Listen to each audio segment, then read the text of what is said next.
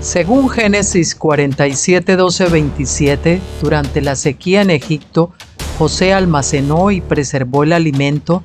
Para subsistir, la gente tuvo que venderlo todo y, al fin, incluso a sí mismos.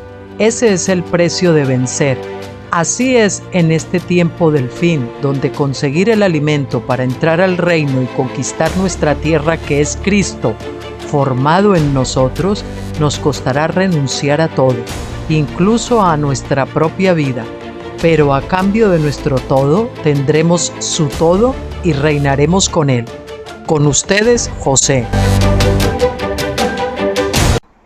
Hola, es un gusto estar de nuevo con todos ustedes para continuar con el estudio de Apocalipsis de Stephen Jones, del doctor Stephen Jones. Estamos con el libro sexto, recordarles que son 8 libros, un total, y un estudio versículo a versículo de este libro, un comentario bíblico excelente que entronca muy bien la realidad de lo que estamos viviendo hoy en el Apocalipsis, viendo cómo se cumplen esas profecías de Apocalipsis en nuestro tiempo, y que es un libro que estudia el Apocalipsis desde un punto de vista historicista, es decir, según el cual la mayoría de las cosas de Apocalipsis ya han ocurrido. Lo que pasa es que hay que conocer la historia y hay que estudiarla y hay que saberla entroncar dentro de la profecía, porque la historia no es otra cosa más que profecía cumplida. Y bueno, y estamos en concreto, nosotros ya grabamos completamente el libro quinto, recordarles eso, lo tienen ya en vídeo, y estamos con el capítulo 8 del libro sexto. Hoy veremos el capítulo 8 y el capítulo 9, Dios mediante, y este capítulo 8 se titula Las tres ranas. Y sin más preámbulos, pues vamos a por ello. Las tres ranas, Apocalipsis 16, del 13 al 14. Bueno, este libro sexto fundamentalmente está estudiando Apocalipsis 16. Dice el versículo 13: y vi salir de la boca del dragón y de la boca de la bestia y de la boca del falso profeta 3 espíritus inmundos como ranas, porque son espíritus de demonios que hacen señales, que salen a los reyes de todo el mundo para reunirlos para la guerra del gran día de Dios el Todopoderoso. Están viendo cómo hoy el globalismo está tratando de convocar y reunir a todas las naciones para esta batalla, porque lo que estamos viviendo en estos momentos no es más que el Armagedón, y gracias a Dios, como estaba también previsto, pues no lo está consiguiendo y no lo va a conseguir. Apocalipsis 16 se correlaciona proféticamente con Ayin, la letra 16ª del alfabeto hebreo, que significa ojo. Tiene que ver con ver, mirar o manifestarse. En los versículos 1 al 7 Juan escribió y oí, pero en el versículo 13 esto cambia a y vi. Entonces el versículo 13 nos lleva a una especie de punto culminante en este capítulo que se correlaciona con la letra Ayin. El Salmo 81 del 6 al 16, que era el que se cantaba en el sexto día, cuando se derramaban las sextas copas en el templo, es instructivo con respecto a Apocalipsis 16 del 13 al 14. El Salmo 81 del 9 al 10 dice: no haya entre vosotros Dios extraño, ni adoréis a Dios extraño. Yo, el Señor, soy tu Dios, que te saqué de la tierra de Egipto. Abre bien tu boca y yo la llenaré. Cuando los hombres son inducidos por la bestia y el falso profeta a adorar al dragón, Dios dice que no haya Dios extraño entre vosotros. Cuando Juan ve 3 espíritus inmundos representados como ranas saliendo de la boca de estas 3 entidades malvadas, el antídoto es abrir bien la boca para que el Dios verdadero verdadero pueda llenarla con sus palabras inspiradas por el Espíritu Santo. En el Salmo 81:16 Dios dice: te alimentaré con lo mejor del trigo y con miel de la roca. Sin embargo, el Salmo 81:11 dice: pero mi pueblo no escuchó mi voz. Debido a que Israel no escuchó la voz de Dios, cayeron bajo el juicio divino y Dios los puso bajo la autoridad de la bestia. Salmo 81:12. Debido a que la mayoría de ellos estaban mal equipados para resistir la voz del dragón, sucumbieron a la tentación de la codicia, la raíz de todos los males, y así recibieron la marca de la bestia. ¿Por qué? Porque la codicia es el amor al dinero, la raíz de todos los males. Y así recibieron la marca de la bestia, que es precisamente el amor al dinero. Y de hecho esta bestia es la bestia de la tierra que representa el sistema bancario de los Rothschild y la Reserva Federal y los bancos centrales. El triunvirato impío o la trinidad impía o satánica, como la quieran llamar. El dragón de Apocalipsis 16 es sin duda el mismo dragón rojo de Apocalipsis 12:9, donde se le llama la serpiente antigua, que se llama Diablo y Satanás, en cual engaña al mundo entero. Él es la cabeza del triunvirato del mal, porque en Apocalipsis 13:2 leemos que a la bestia del mar se le dio poder y su trono junto con gran autoridad por el mismo dragón. Por lo tanto, la bestia del mar, que también es el cuerno pequeño, como saben, el cuerno religioso, el Vaticano, fue autorizada por el dragón para ejercer autoridad en la tierra.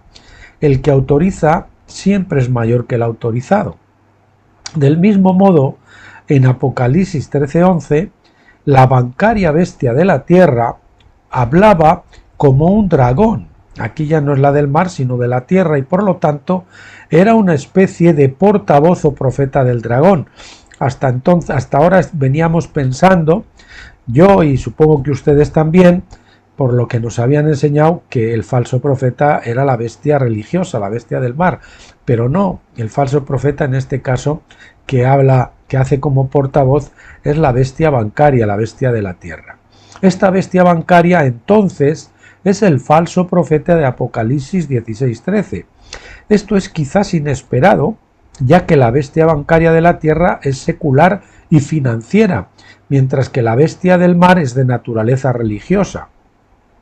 No obstante, es la bestia de la tierra la que hace grandes señales, de modo que aún hace descender fuego del cielo a la tierra delante de los hombres. Apocalipsis 13:13. Ya hemos identificado esta señal en particular anteriormente como bombas nucleares lanzadas por bombarderos a reacción y también misiles infernales ampliamente utilizados en la guerra moderna.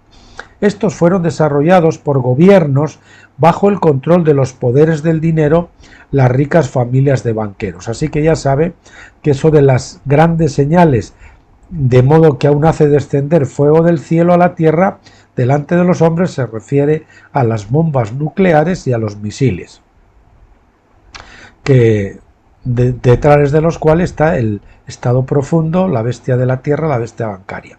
Cuando esta trinidad impía finalmente es derrotada, Apocalipsis 19:20 dice: y la bestia fue apresada y con ella el falso profeta que hacía las señales en su presencia, con las cuales engañaba a los que habían recibido la marca de la bestia y a los que adoraban su imagen. Estos dos fueron arrojados vivos al lago de fuego que arde con azufre.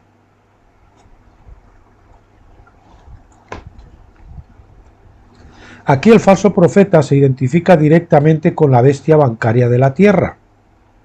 Por lo tanto, la otra bestia que fue apresada es la bestia religiosa del mar. Se le conoce como la bestia porque es la bestia principal conocida al cuerno pequeño.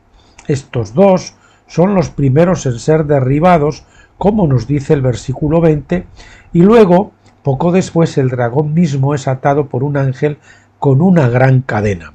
Apocalipsis 20 del 1 al 3. Así que el triunvirato o Trinidad es el dragón, Satanás, la bestia, representando al Vaticano, y el falso profeta, que es el sistema bancario. De la boca de estos salen espíritus inmundos como ranas, es decir, palabras y políticas persuasivas que están diseñadas para unir a los reyes del mundo en Har Magedón, según la New American Standard Bible, o Armagedón, que es la King James Version. Los espíritus inmundos. Los espíritus inmundos se representan en sentido figurado como ranas. Esto hace una conexión con la plaga en Egipto de Éxodo 8 del 5 al 6.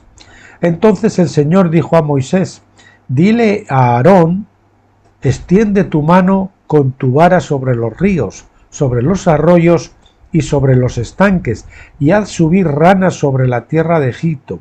Entonces Aarón extendió su mano sobre las aguas de Egipto y las ranas subieron y cubrieron la tierra de Egipto. Entonces vamos a ver uno de los precedentes, estamos viendo uno de los precedentes de las ranas, que lo tenemos aquí en Egipto, y veremos otro que también lo tenemos en los profetas de Baal, que en el Monte Carmelo se enfrentaron al profeta Elías y que hacían saltos como ranas, que será otra capa profética que vamos a estudiar en un capítulo posterior.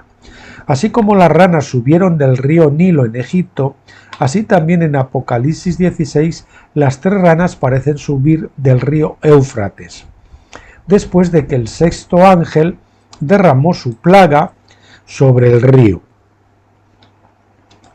Perdón que ponga ángel con mayúscula.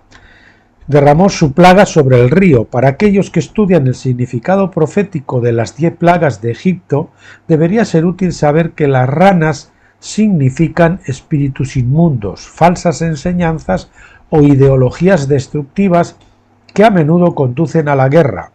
Imagínense ahora ustedes con el feminacismo, la ideología de género y todas estas cosas que estamos viendo en la actualidad, pues que están lavando el coco y que han lavado el coco pues a toda la humanidad, aparte de la corrupción y la perversión de todo tipo, de todo principio moral y espiritual. La propaganda engañosa despierta las pasiones de las personas pacíficas, haciendo que apoyen guerras que solo aumentan la deuda de las personas y aumentan el poder de sus amos ocultos. El espíritu inmundo de la bestia, que es principalmente la doctrina del infierno, ese es el espíritu inmundo de la bestia. Ya saben que en este caso la bestia es la bestia vaticana religiosa, es principalmente la doctrina del infierno y del tormento eterno, que es una doctrina errónea. Hace que incluso los cristianos se vuelvan unos contra otros y persigan a los llamados herejes, disidentes y cualquiera que crean diferente. Durante siglos, hasta 1869, la Iglesia quemó personas en la hoguera. Justificaron su crueldad afirmando que Dios aprobaba el tormento eterno, por lo que unos momentos extra de tormento infligido estaban dentro de los límites de la justicia divina. Su doctrina religiosa justificaba la crueldad porque creían erróneamente que adoraban a un Dios cruel. Se han librado innumerables guerras religiosas a causa de esta percepción errónea de Dios, y se pensó que cada declaración de guerra por decreto del gobierno justificaba la crueldad, el asesinato y la guerra injusta. El espíritu inmundo del falso profeta, que es el sistema bancario babilónico, ahí tenemos el siguiente espíritu inmundo. El primero, repito, el espíritu inmundo de la bestia, que es la doctrina del invierno y el tormento eterno. El segundo es el espíritu inmundo del falso profeta, que es el sistema bancario babilónico, que nos esclaviza a todos, al dinero deuda. Enseña que la guerra se justifica por consideraciones económicas basadas en el amor al dinero. Por lo tanto, cuando Saddam Hussein decidió permitir que las ventas de petróleo se pagaran en euros en lugar de en dólares estadounidenses, los líderes babilónicos le declararon la guerra. La propaganda del gobierno movilizó al pueblo a apoyar la guerra bajo el argumento de que Saddam Hussein era un mal hombre, pero no tuvo problema en apoyarlo antes de que cometiera su imperdonable pecado al aceptar otras monedas en el pago por el petróleo. Y tenemos el tercer espíritu inmundo del dragón, en este caso, que es Satanás, que parece estar por encima de los otros dos y es un poder más general, es un espíritu más general. El espíritu inmundo del falso profeta era el anterior, y el espíritu inmundo de la bestia, que era, como saben, la doctrina del infierno y el tormento eterno, repitiendo. Segundo lugar, el espíritu inmundo del falso profeta, que es el sistema bancario babilónico, y el espíritu inmundo, la tercera rana del dragón, que es decir, de Satanás, que parece estar por encima de los otros dos y es más general, y que está diseñado para evitar que Cristo tome el lugar que le corresponde como rey de la tierra. Esto lo vemos si observamos el motivo del dragón rojo en Apocalipsis 12, que está diseñado para eso, para evitar que Cristo tome el lugar que le corresponde como rey de la tierra. Así que el dragón intentó devorar al niño Jesús tan pronto como nació, Apocalipsis 12:4.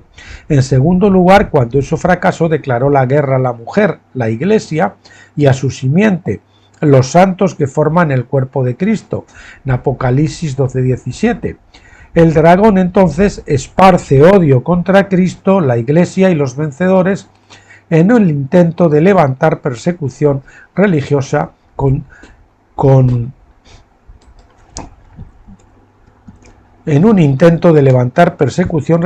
contra su gran rival Jesucristo.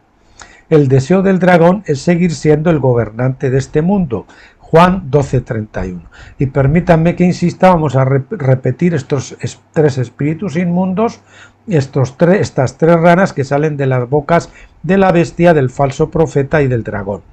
La bestia, el de la bestia, que es, como saben, la bestia religiosa, el Vaticano, es la doctrina del infierno y el tormento por el que infunden temor y por el que se vueltan y luchan contra otros cristianos que no creen lo mismo que ellos. Después está el espíritu inmundo, la rana del falso profeta, que es el sistema bancario babilónico que nos esclaviza a todos al dinero deuda y que justifica las guerras con motivos económicos. Y el espíritu inmundo del dragón de Satanás, que trata de evitar que Cristo tome el lugar que le corresponde como rey de la tierra y que lucha y esparce odio contra Cristo, la iglesia y los vencedores, para levantarlos en contra de su gran rival, que es Jesucristo. Bueno, pasamos al siguiente epígrafe, que se titula La batalla por el control mundial. La serpiente o dragón recibió esta autoridad al principio por decreto divino a causa del pecado de Adán. Dios pareció perder lo que poseía por derecho de creación, pero Adán solo podía perder lo que se le había dado y nada más. A Adán se le había dado autoridad, pero no soberanía. Su autoridad sobre la tierra lo convirtió en mayordomo, no en propietario. Por lo tanto, la venta, entre comillas, de la tierra no podía ser permanente. La ley dice que la tierra no podía venderse permanentemente. Levítico 25-23, solo como un máximo de 49 años hasta el siguiente jubileo. Las leyes de redención y jubileo limitaban las ventas de la propiedad de Dios a 49 años. Al final, Dios reclamará todo lo que ha perdido. Lo mismo que en este caso, Dios al final va a reclamar todo lo que ha perdido en su gran jubileo de la creación. Las leyes de la creación fueron escritas y establecidas solo por Dios. Estas leyes siempre obrarán en su beneficio a largo plazo. La ley nunca exigirá ni permitirá que Dios pierda nada. Se podría decir que Él arregló la baraja a su favor, o manipuló la baraja a su favor. Escribió las reglas de compromiso para que cualquier pérdida que sufriera fuera solamente temporal. La historia bíblica es principalmente la historia de la humanidad durante el tiempo de la redención que conduce al jubileo final, desde Esa es la historia hasta que Dios recupera todo. Esa es la historia de la redención, cuando toda la herencia se devuelve a los dueños originales. Y así, el derrocamiento del triunvirato profano, es decir, la Trinidad profana al final de la primera semana de trabajo, es decir, de los primeros 7000 años de la historia, semana de trabajo, serían 6000 años, y se completaría con el día de descanso, serían 7000 años. Es decir, 6000 años con la caída de Babilonia, seguida por el milenio sabático en que la tierra descansará de su trabajo. La próxima semana de trabajo al comienzo del octavo milenio comenzará con el juicio del gran trono blanco, donde todas las generaciones pasadas de la humanidad son resucitadas de entre los muertos y puestas bajo la ley de fuego. Deuteronomio 33, versículo 2, en la King James Version, para que puedan aprender justicia, Isaías 26:9. Sin embargo, la conclusión es que los tres espíritus inmundos parecen ser ideologías o enseñanzas motivacionales injustas mediante las cuales un triunvirato de poder demoníaco intenta resistir a Cristo en su segunda venida. El motivo básico es el odio que tienen a Jesucristo. Este odio encuentra su expresión en motivos secundarios a través de la bestia y el falso profeta. La bestia, que es el cuerno pequeño, es la Iglesia de Roma.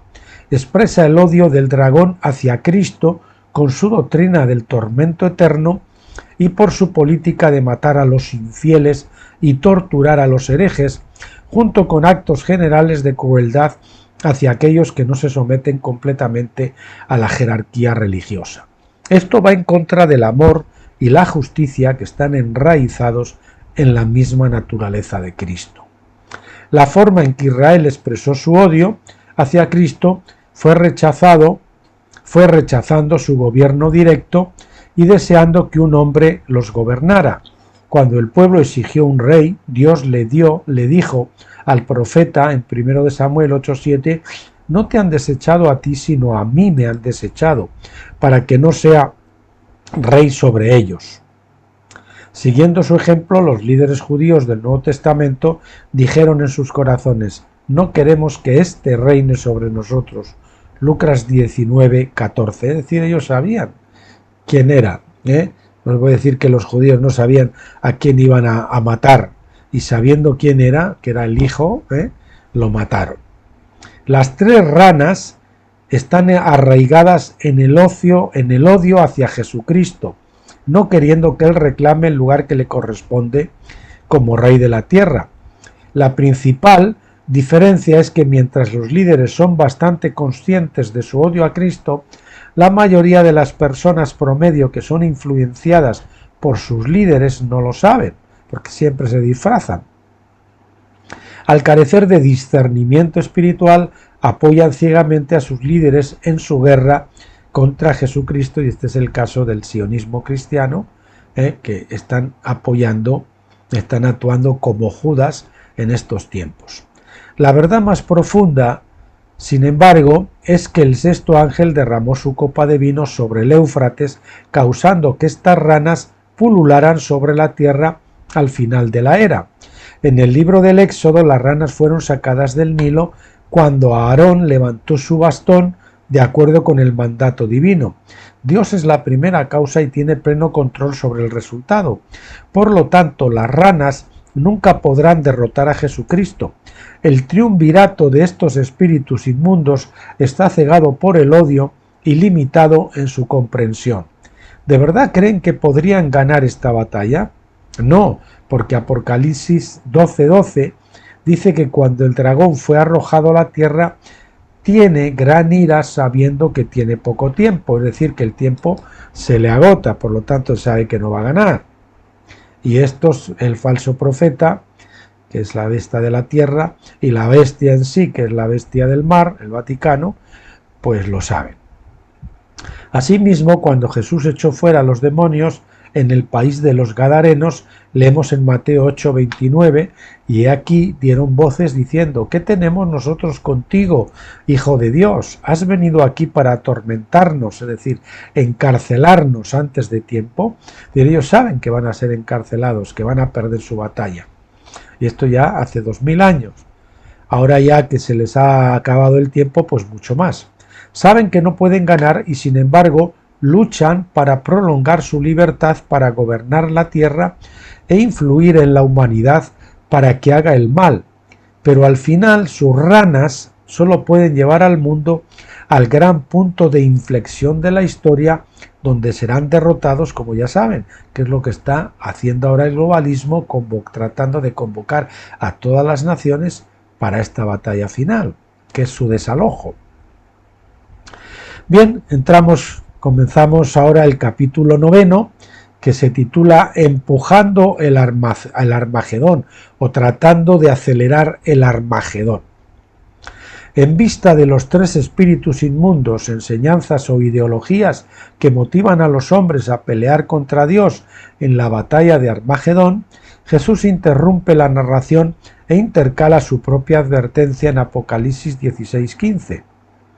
Dice así entre paréntesis: he aquí vengo como ladrón, bienaventurado el que vela y guarda sus vestiduras para que no ande desnudo y los hombres vean su vergüenza.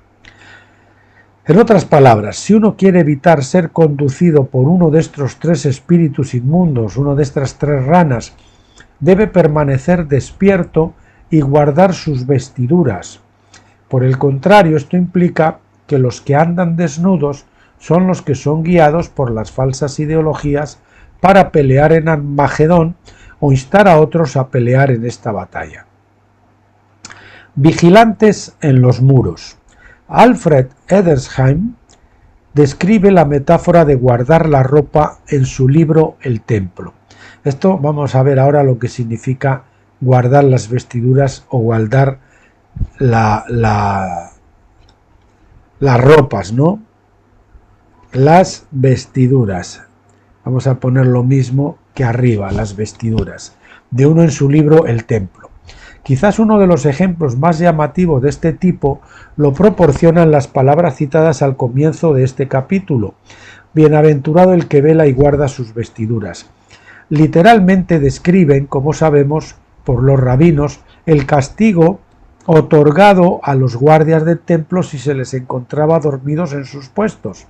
Y el relato rabínico de ello se confirma curiosamente por la confesión un tanto ingenua de uno de ellos, de que en cierta ocasión su propio tío materno había sufrido el castigo de que el capitán del templo le prendiera fuego a sus ropas mientras hacía sus rondas nocturnas. Edersheim se refería a una historia contada por el rabino Eliezer ben Jacob, Mikdot 1:2, cuya ropa de tío, cuya ropa de su tío, cuya ropa había sido quemada por el capitán, que era su tío, ¿no? Cuya ropa había sido quemada, esto estaba confundido, perdonen, por el capitán, su tío. Apocalipsis 16:15 se aplica no solo a los guardias del templo, sino a todos los que afirman ser creyentes. Apocalipsis 3 del 2 al 3 amonesta a la iglesia de Sardis a despertar o estar alerta. Todos comparten alguna responsabilidad como centinelas en los muros, aunque solo unos pocos tienen ese llamado específico en la vida.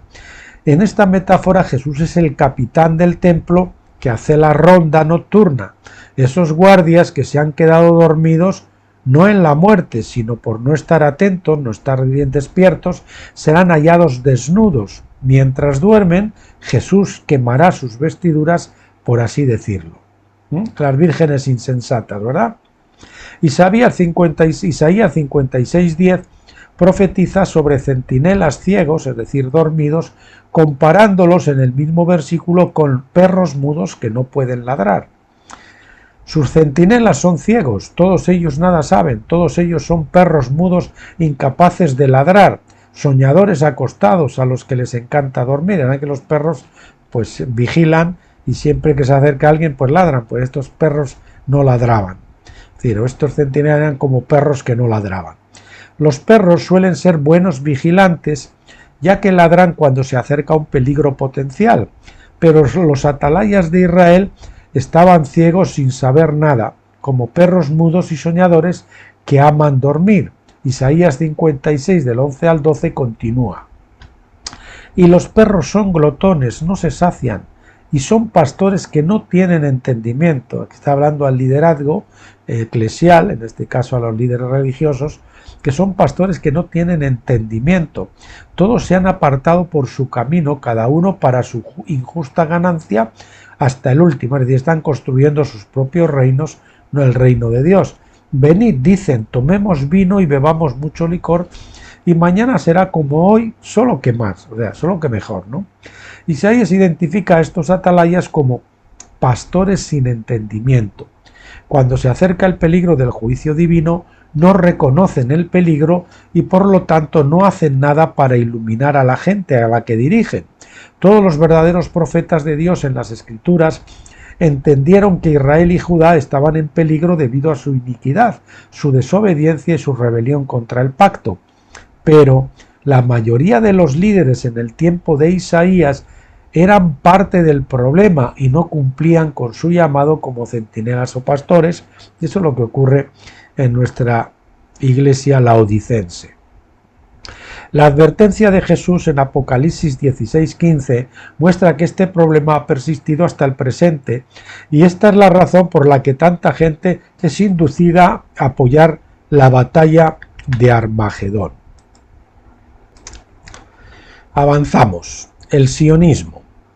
La mayoría de los maestros de la Biblia de hoy probablemente estarían de acuerdo en que la batalla de Armagedón se pelea por el control de la Tierra Santa, entre comillas.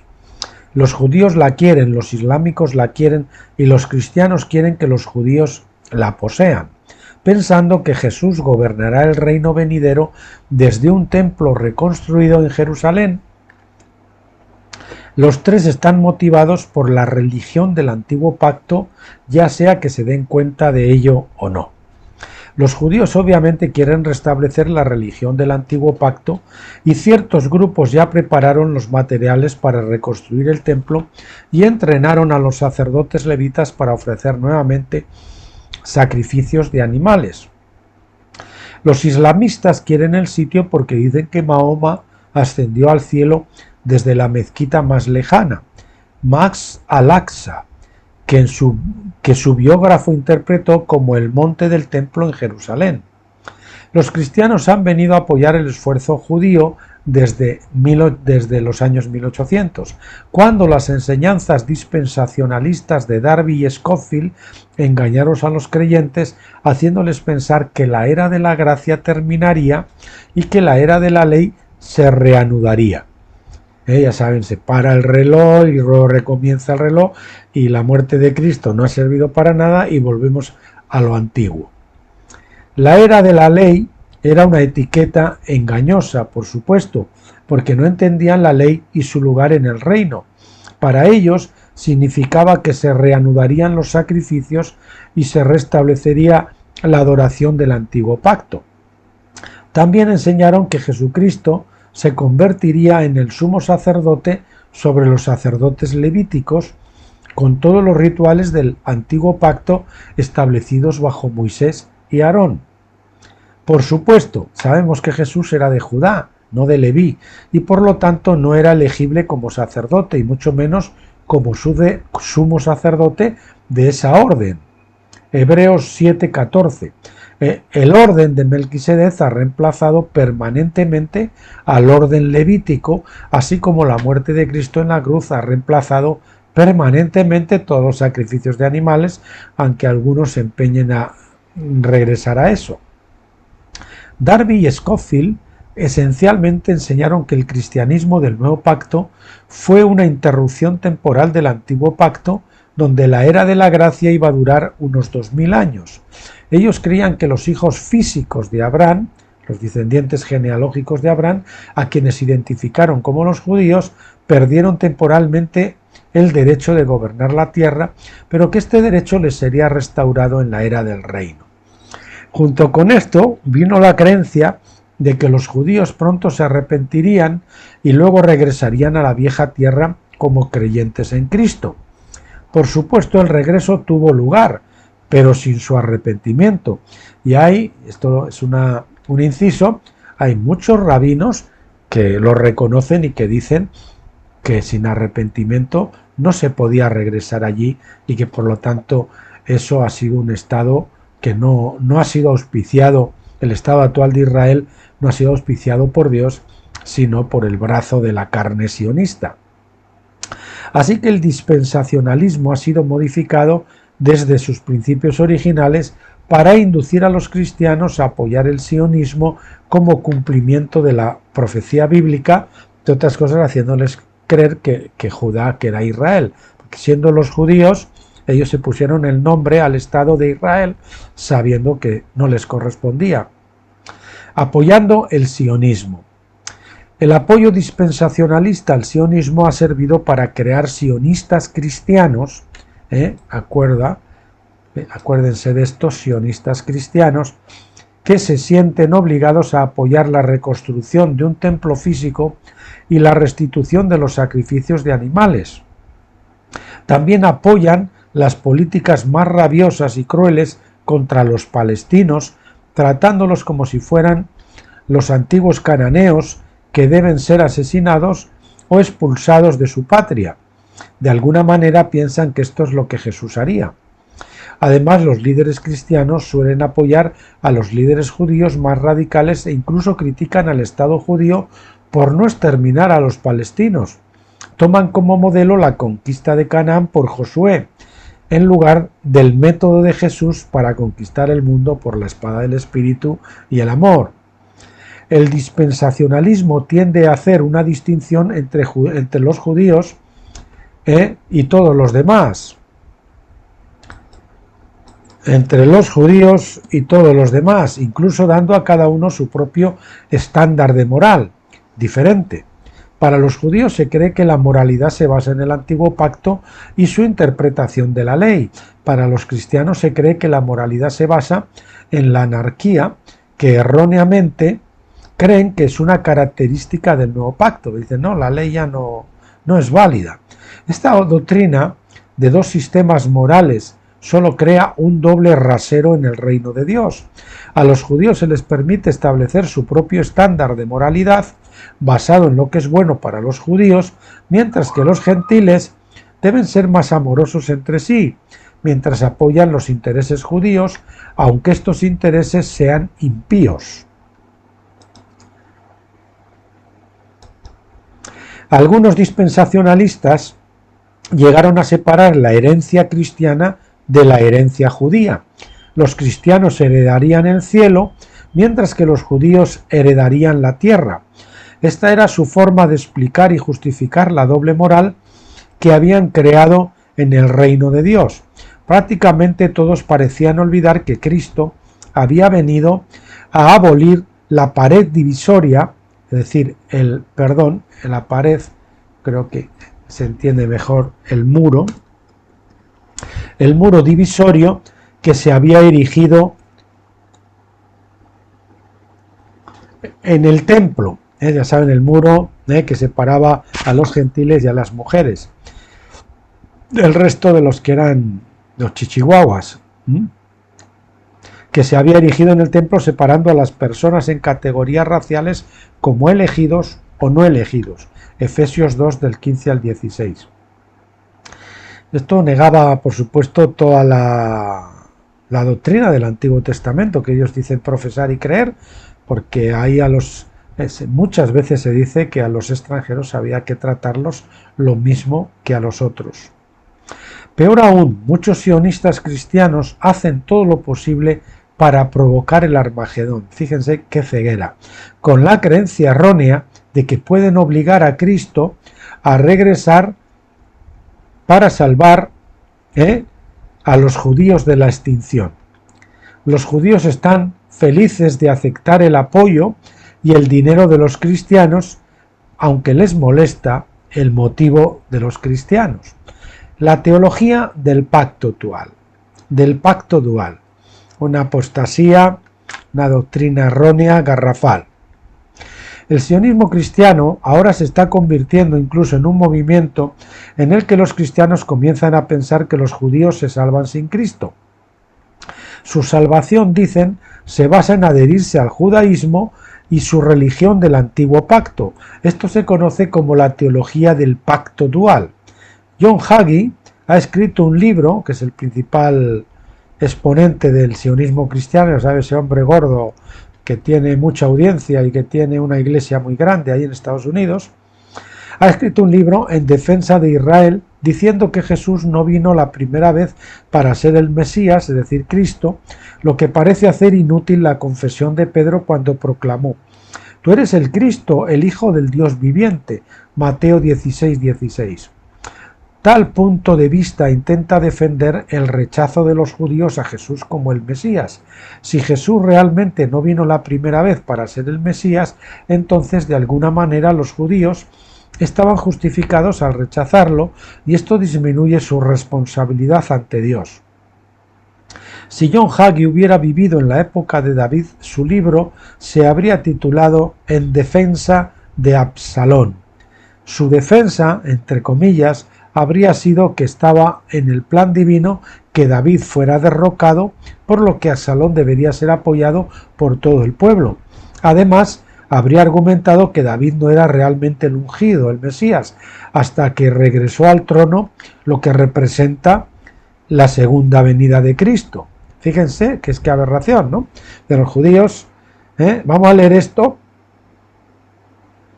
porque es muy interesante y hay que entenderlo muy claro, ¿no? El punto de vista de estos sionistas cristianos completamente aberrante. John Hagee ha escrito un libro en defensa de Israel, diciendo que Jesús no vino la primera vez para ser el Mesías Cristo, lo que parece hacer inútil la confesión de Pedro, que proclamó: «Tú eres el Cristo, el Hijo del Dios viviente». Tal punto de vista intenta defender el rechazo de los judíos a Jesús como el Mesías en su primera venida. Si Jesús realmente no vino la primera vez para ser el Mesías, entonces de alguna manera los judíos estaban justificados al rechazarlo, y esto disminuye su responsabilidad ante Dios. Esto es lo que dicen los sionistas cristianos. Si John Hagee hubiera vivido en la época de David, su libro se habría titulado En defensa de Absalón. Su defensa habría sido que estaba en el plan divino que David fuera derrocado, por lo que Absalón debería ser apoyado por todo el pueblo. Además, habría argumentado que David no era realmente el ungido, el Mesías, hasta que regresó al trono, lo que representa la segunda venida de Cristo. Es decir, lo mismo, David ya saben que representa al Mesías. Entonces, según David, en la primera vez que ocupó el trono, no era el Mesías, no estaba representando al Mesías, no era el ungido de Dios, sino que fue después de que Absalón se rebeló y lo echó. Entonces sí, en su segunda venida al trono David otra vez, entonces sí era el ungido de Dios, completamente negando la escritura. Y luego, por supuesto, su libro habría terminado con Absalón y sus seguidores gobernando el reino como oficiales de honor en la corte de David. Qué tremendo, ¿no? Sabemos por el relato bíblico que esto no es lo que sucedió, ni sucederá cuando Cristo regrese para reclamar el trono que fue usurpado. John Hagee y otros como él simplemente no entienden la historia bíblica de Absalón, ni saben cómo aplicarla en el conflicto por el derecho a gobernar, ni la historia bíblica de Absalón, ni la confesión de Pedro de «Tú eres el Cristo, el Hijo del Dios viviente». Y se dicen cristianos. Así es como los predicadores terminan apoyando al bando equivocado, traicionando a Jesús, a quien reclaman como su amigo. Y por eso el sionismo cristiano es el Judas moderno, porque están apoyando a los sionistas que están quieren usurpar el trono que le corresponde a Cristo, por mucho que digan que son los judíos elegidos, cuando no es así. Hay muchos aspectos del sionismo cristiano que influyen en esta falta de comprensión. Todas estas cosas tienen su papel en hacer que los cristianos apoyen el avance hacia la batalla de Armagedón. No me preocupan tanto los espíritus inmundos que motivan a los judíos y musulmanes a pelear esta batalla, pero me preocupa el papel de los cristianos. Todos los hombres necesitan la verdad, pero los cristianos deberían tener una mejor comprensión del nuevo pacto y de la profecía bíblica. El factor Judas. Judas traicionó a Jesús, no porque odiara a Jesús, sino porque quería forzarlo a una posición en la que realizara un milagro para probar, que él era el Mesías. Esperaba que si Jesús era condenado a ser crucificado, lo obligaría a hacer un gran milagro que mostraría su poder y majestad, convenciendo a la gente de que él era en verdad el Mesías. Judas no entendió su papel profético como Ahitófel, quien había traicionado al rey David 1000 años antes cuando Absalón lo derrocó. Segundo de Samuel 15 del 2 versículos 12 y 31. Judas tenía fe en Jesús, pero su falta de entendimiento lo llevó a traicionar a Jesús. Eso es lo que les pasa a los sionistas cristianos, que tienen fe en Jesús, pero su desconocimiento de la profecía, de la historia bíblica y de la confesión de Pedro, o parece como que están cegados a eso, pues les está llevando a traicionar a Jesús y ponerse del lado de sus enemigos. Cuando su plan fracasó y se dio cuenta de que Jesús no bajaría de la cruz, Judas se arrepintió tanto que se ahorcó. Mateo 27, 3 al 5. Siguió el ejemplo profético de Ahitófel, quien también se ahorcó. Segundo de Samuel 17, 23, King James Version. La rebelión de Absalón contra David con la ayuda de Ahitófel profetizó que los principales sacerdotes derrocarían a Jesús con la ayuda de Judas. Judas era el amigo de Jesús. Mateo 26, 50, Juan 13 al 18. Así como Ahitófel había sido amigo de David, Salmo 41, 9. Sin embargo, Judas traicionó a Jesús. ¿Por qué? Porque no tenía entendimiento, a pesar de que él, junto con los otros discípulos, había hecho incluso milagros en el nombre de Jesús, como lo vemos en Lucas 10, versículos 9 y 17. Esta historia de traición que comenzó con Ahitófel y se cumplió en la historia de Judas, se está cumpliendo nuevamente en nuestro tiempo en el contexto de la segunda venida de Cristo. Esta vez Cristo viene como José, no como Judá, es decir, con su túnica teñida en sangre como José, Apocalipsis 19, 13. Y sabemos que José había sido traicionado por su hermano Judá, en griego Judas. Fue idea de Judá vender a José como esclavo. Génesis 37, 26. En la primera venida de Cristo, como el león de la tribu de Judá, él fue traicionado en la disputa sobre su derecho a tomar el trono de David. Hoy, sin embargo, mientras nos preparamos para la segunda venida de Cristo, la misma historia de traición se repite, pero esta vez la disputa es sobre la primogenitura que se le dio a José. Esto lo tenemos en primero de Crónicas 5 del 1 al 2. ¿Quién es el amigo de Jesús que lo traicionará ahora? ¿Son los judíos? No, son los discípulos de Jesús, el pueblo cristiano. Repetimos, ¿quién es el amigo de Jesús que lo traicionará ahora? ¿Son los judíos? No, son los discípulos de Jesús, el pueblo cristiano. Específicamente son los sionistas cristianos, los que están jugando el papel del Judas moderno y lo están traicionando al ponerse del lado de aquellos que reclaman la primogenitura y odian a Jesucristo. El nombre de primogenitura de Israel, el nombre dado a Jacob por el ángel en Génesis 32, 28, el cual pasó a los hijos de José. En 1948 los judíos oficialmente y nacionalmente reclamaron el nombre de Israel, aunque no representaban a las tribus de José. Efraín y Manasés habían sido las tribus principales de la casa de Israel en el reino dividido. Cuando Israel fue deportado a Siria, Judá no tenía derecho a reclamar el nombre de Israel, ni lo tuvo hasta 1948. Al hacerlo usurparon el derecho de nacimiento, es decir, de primogenitura, de José con la ayuda del Judas moderno, los sionistas cristianos. Una vez más Jesús ha sido traicionado en la casa de sus amigos.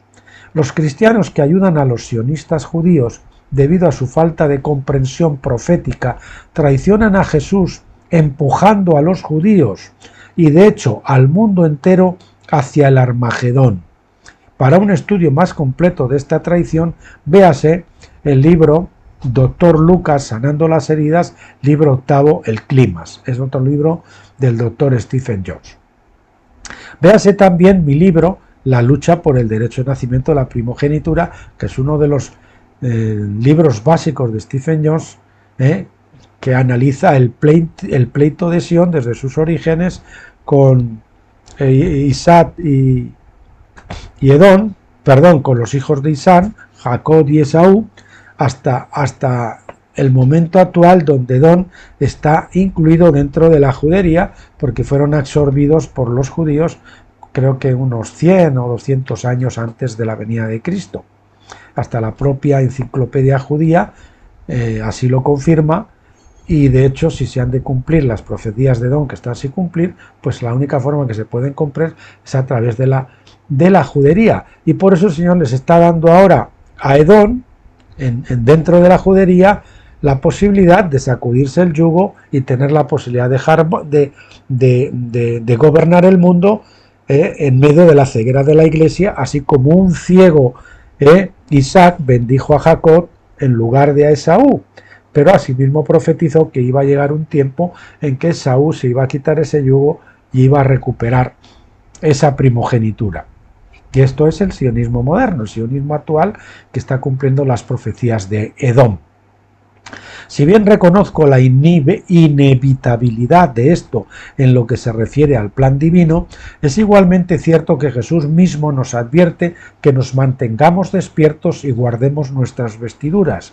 Llegará el día en que un gran remordimiento golpeará a la Iglesia, especialmente a los cristianos sionistas, y reconocerán su traición. Esto creo cumplirá el día de la expiación en nuestros días, en nuestro tiempo. Sin embargo, ¿cuánto mejor es cumplir con la voluntad de Dios en lugar de dejarse llevar por el plan? Porque una cosa es el plan de Dios y otra cosa es la voluntad de Dios. Armagedón es el plan, pero aquellos centinelas que están despiertos no despertarán para encontrar sus vestiduras. Aquellos centinelas que están despiertos no despertarán para encontrar sus vestiduras quemadas, por así decirlos. Los que permanezcan despiertos recibirán sus vestiduras nuevas en el momento de la resurrección. Bien, pues aquí nos quedamos hoy. Son dos capítulos muy interesantes hablando del sionismo cristiano, sobre todo este último. Y para el próximo día vamos a ver la batalla de Armagedón, que ya estamos anticipando y hemos anticipado que es la caída, el gran día del Señor, que es la caída de Babilonia, donde Babilonia, el misterio Babilonia que dice Apocalipsis, está tratando a través del globalismo de conducir a todas las naciones a este conflicto para tratar de que Cristo en su segunda venida, o tratar de frustrar de que Cristo en la segunda venida pues ocupe su lugar. Pobrecitos, ¿verdad? Bien, pues esto ya será para el próximo lunes, porque mañana miércoles ya saben que continuamos con los folletos de Stephen Jones, que son esos folletos que nos hablan de las cosas básicas de la doctrina de tabernáculos, de la revelación de tabernáculos, para nuevos creyentes y para los que no conocen la revelación de tabernáculos también. Hasta entonces, pásenlo bien, que Dios les bendiga mucho, les amo en el Señor.